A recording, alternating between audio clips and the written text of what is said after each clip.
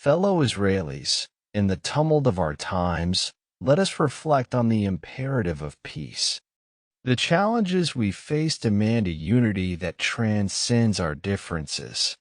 Remember, the path to a secure and prosperous future lies in dialogue, understanding, and compromise. In the pursuit of lasting peace, let us draw strength from the shared heritage that unites us.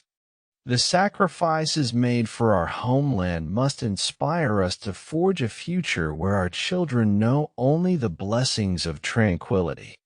The quest for peace is not a sign of weakness, but a testament to our collective strength. Embrace the opportunities for dialogue and seek common ground, for it is through reconciliation that we build a legacy of hope for generations to come. Let us honor the memory of those who came before us by becoming architects of a future where harmony prevails over discord.